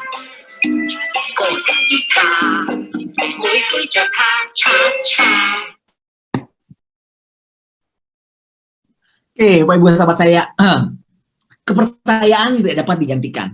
Ini kita bicara tentang sebuah bisnis, sebuah rencana bisnis suksesi. Bagaimana sebuah rencana bisnis yang akan dilanjutkan generasi penerus. Secara lelucon, tetapi lelucon ini masih berguna karena biasanya lelucon itu juga film-film biasanya terinspirasi dari keadaan dunia nyata. Contohnya film Cek Toko Sebelah. Si orang tua berkehendak anak nomor 2 yang melanjutkan bisnisnya. Tapi anak nomor 2-nya nggak mau. Dia direktur di Singapura. Anak nomor 1 mau, tapi menurut orang tuanya anak nomor 1-nya tidak punya kemampuan. Anda juga bisa melihat yang namanya film Crazy Rich Asians. Tidak ada seorang anak dan cucunya yang mau melanjutkan bisnis neneknya, itu nggak ada yang mau gitu. Ada apa di sini? Bahwa ada sebuah kenyataan yang menarik. Ada beberapa anak yang menginginkan melanjutkan. Ada beberapa anak tidak menginginkan melanjutkan. Jadi dari sebuah bisnis akan memiliki 2 buah rencana. Bisnis ini apakah ia akan dilanjutkan terus modelnya sama sembari mereka berekspansi, atau bisnis ini pada akhirnya akan ditutup. Kedua kondisi ini ujung-ujungnya butuh likuiditas. Jika tetap dilanjutkan, bagaimana jika anaknya itu agresif? Kita lihat kenyataan di depan ini Anda melihat 70% bisnis keluarga punah di generasi pertama. Kalaupun ada yang lanjut ke generasi kedua, tapi terhenti di generasi ketiga. Ada lagi kata-kata seperti ini, generasi pertama yang menciptakan, yang kedua yang menikmati, yang ketiga yang menghabiskan. Jadi semua orang perlu memiliki purpose. Purpose-nya mau apa dulu nih ke sana? Apa yang dikehendaki dengan bisnis dan keluarganya? Apakah dia ingin meninggalkan warisan bisnis atau dia ingin meninggalkan kesejahteraan? Ini perlu dipertimbangkan. Dua hal yang berbeda. Karena bisnis membutuhkan triple M. Anak itu perlu mengerti, anak itu perlu mampu, anak itu perlu mau. Salah satu M nggak ada, bisnis ini terancam untuk terhenti, berpotensi untuk terhenti. Dia mengerti dan mampu, seperti di film Cek Toko Sebelah. Tapi dia nggak mau, Tapi secara kemampuan dia bisa. Tapi ada anak juga yang mau, tapi nggak punya 2 M yang lain, tidak mengerti, tidak mampu, bisa bubar gerak jalan nih. Kalau ujung-ujungnya sebuah perusahaan itu ditutup, itu banyak konsekuensi tuh. Bayar supplier, bayar hutang, kalau dia ada karyawan harus bayar pesangon, apalagi di Omnibus Law, kalau dulunya itu perdata sekarang menjadi area pidana, jadi ujung-ujungnya membutuhkan likuiditas. Sahabat saya, sejak awal ketika saya berbicara bersama Anda semua, berulang kali diingatkan, apapun yang Anda pelajari keseharian satu hari ini, itu teori-teori yang sangat powerful. Namun dibutuhkan kemampuan Anda untuk membawakan di depan prospek maupun nasabah masing-masing, maupun ke dalam tim bisnis Anda juga, memberi mereka pemahaman bahwa kita bukan sekedar pemberi informasi mentah-mentah, tapi Anda perlu menjadi sebuah inspirasi buat mereka. Apa bedanya di sana?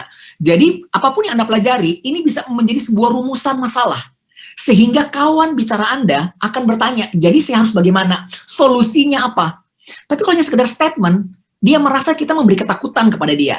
Kita bukan memberi ketakutan. Kita merumuskan sebuah permasalahan yang menjadi bahan diskusi. Next slide.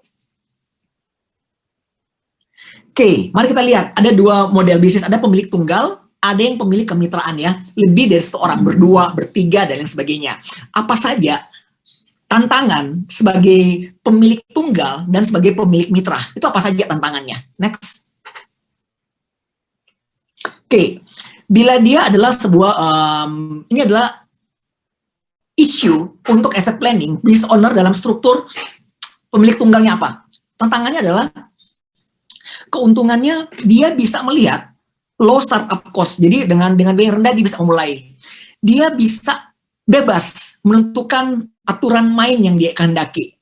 Jadi, tapi dia juga yang bisa melakukan direct control dan membuat keputusan. Nggak butuh temannya kan? Wong dia yang punya sendiri, dia yang tentukan aturan mainnya, dia juga yang menjadi hakim atas aturan main tersebut. Apapun yang terjadi, profit maupun rugi, itu adalah dia juga. Nah, namun, ini ada namanya, business can be terminated with minimum of fuss. Jadi, tantangannya macam-macam. Nah, bagaimana dengan disadvantage-nya dia? Ada unlimited liability di sana. Limited skills to manage and expand the business. Karena sendirian. Difficult to get funding to expand. Jadi kalau Anda perhatikan juga di beberapa cerita untuk funding, bentuk usahanya seperti apa. Itu dilihat bentuk usahanya seperti apa.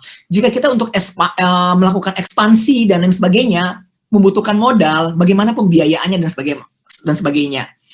Dan ini disadvantage-nya ada apalagi? Long hours and difficult to take days off. Semua tergantung sama dia. Apabila dia berhalangan, bisnisnya juga dia berhalangan. Kalau dia mau liburan, bisnisnya juga liburan. Ada beberapa karakter bisnis, bukan ada beberapa, ada banyak karakter bisnis seperti ini. Dia sama sekali tidak mempercayakan kepada orang lain. Benar-benar adalah dia sendiri. Jadi, bisnis akan kesulitan bila pemiliknya bertemu dengan takdir terakhirnya dia. Udah, bisa tutup nih, bisa kolaps kalau yang seperti beginian. Kalaupun dia meninggalkan pesan kepada anak-anaknya tadi, membutuhkan triple M, mengerti, mampu, dan mau. Salah satu M-nya nggak ada, udah lewat tuh, bisa berakhir. Jadi kalau concern saya pribadi di sini, di dalam sales talk-nya adalah, Anda ingin meninggalkan bisnis atau ingin meninggalkan kesejahteraan?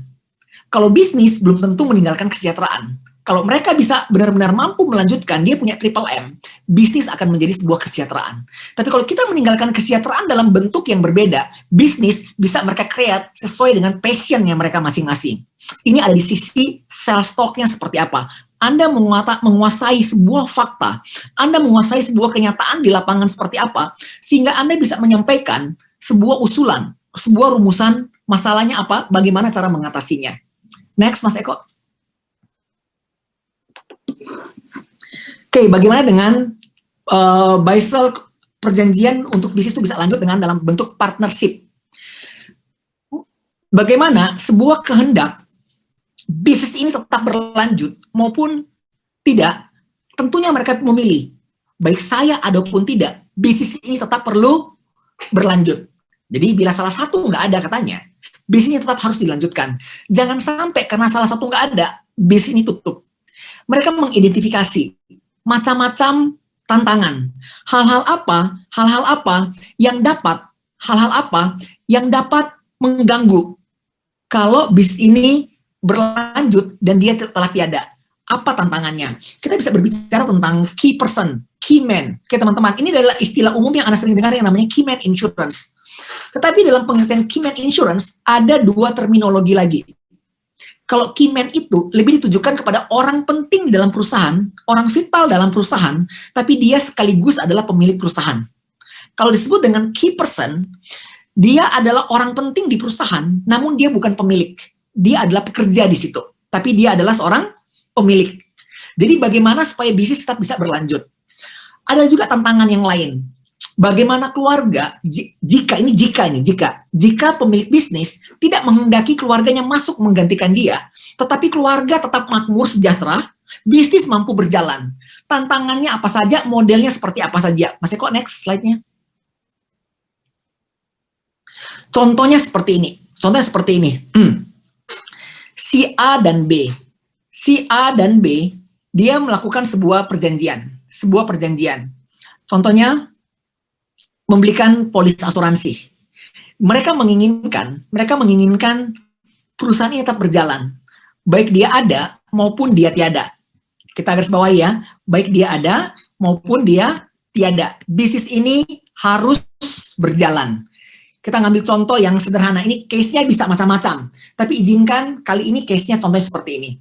Ketika A dan B ini dalam seiring perjalanannya waktu, mereka punya kekhawatiran.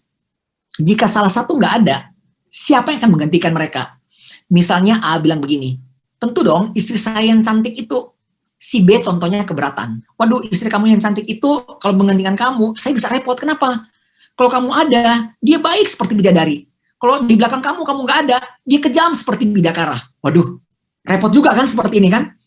Tanya ke B, kalau kamu nggak ada gimana? Oh tuh dong, anak saya master S2 dari Amerika. Waduh, saya bisa nggak cocok sama anak kamu.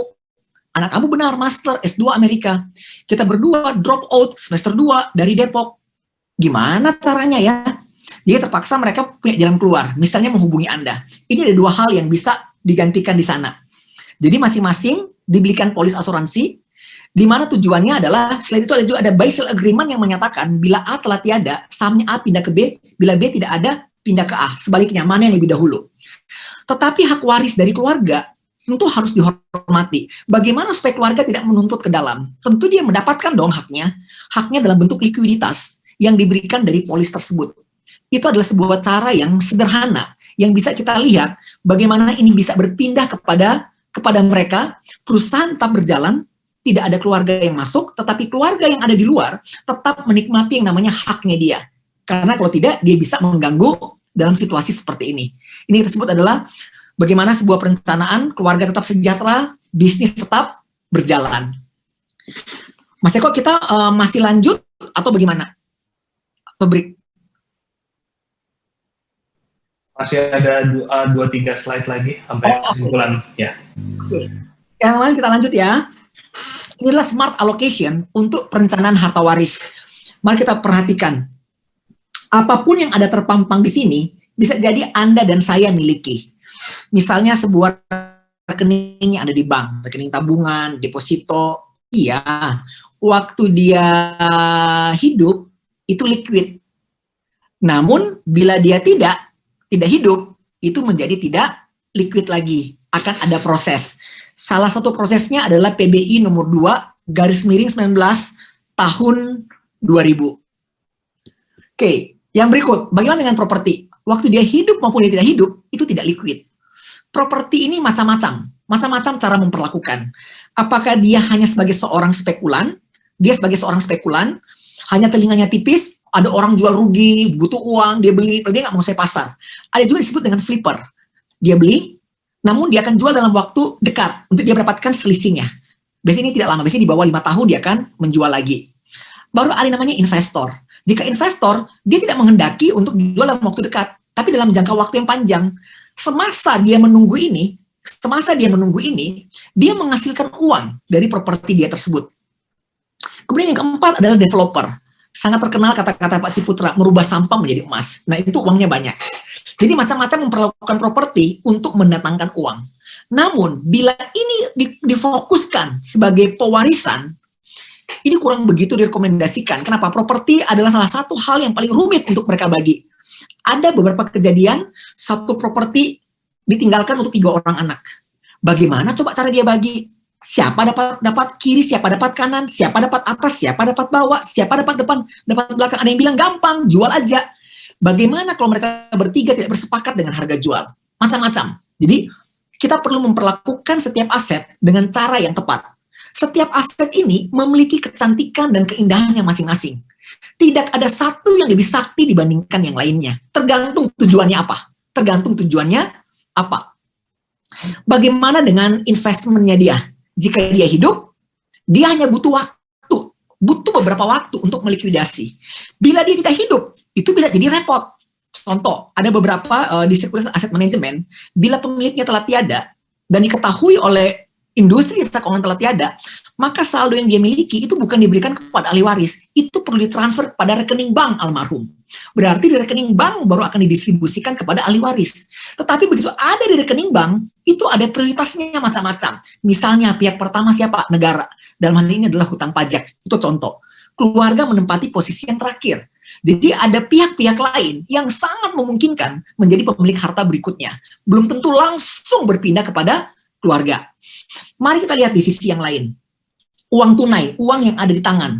Waktu hidup liquid, waktu tidak hidup, sepanjang uang itu ada di rumah, ada di dompet, ya bisa langsung berpindah. Tapi kalau uang itu ada di bank kan nggak begitu.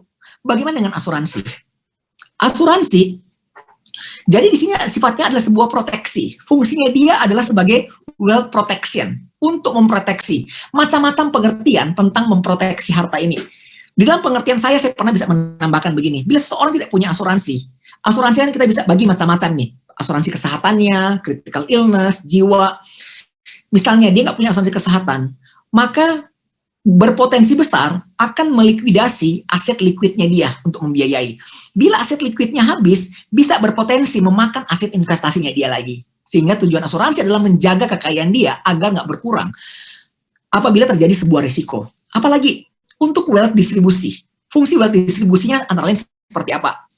Daripada meninggalkan properti yang semakin banyak, harta yang demikian banyak, kenapa harta itu mereka tidak nikmati, dan dia secara cerdas, secara cermat, dengan advisor yang tepat, memiliki produk yang tepat pula, dengan uang pertanggungan yang sedemikian besar, disitulah dia arahkan untuk meninggalkan kesejahteraan bagi keluarga. Jadi orang bisa memilih meninggalkan harta waris yang begitu besar, tanpa asuransi, atau UP jiwa yang begitu besar, harta secukupnya. Di sini butuh yang namanya kebijaksanaan. Kecerdasan pun nggak cukup. Jadi setelah kecerdasan, butuh kebijaksanaan orang untuk memilih bagaimana agar itu surplus. Jadi bagaimana modal tetap ada, manfaat yang dibagikan. Harta-harta untuk sementara waktu masih terparkir, masih diproses, tapi keluarga sudah bisa dapat likuidasi dari polis asuransi. Mudah didistribusikan. Kenapa? Nama yang tercantum dan L, liquid. Persis seperti ukuran kaos yang saya pakai, SML. Dia surplus, dia mudah dibagi, dan dia liquid. Di dalam Undang-Undang PPh Pasal 4 dikatakan, manfaat asuransi bukan merupakan objek pajak bagi penerima manfaat orang perorangan. Seperti itu. Dan dia tidak tunduk kepada hukum waris kan, dia menggunakan yang namanya insurable interest. Insurable interest benar antara satu perusahaan dengan perusahaan yang lain itu pun berbeda-beda, tergantung kebijakan sang penanggung. Seperti apa kebijakannya? Ada insurable interestnya sempit, ada yang sedang, ada juga yang begitu longgar. Jadi itu macam-macam seperti itu. Oke, next, Mas Eko, next.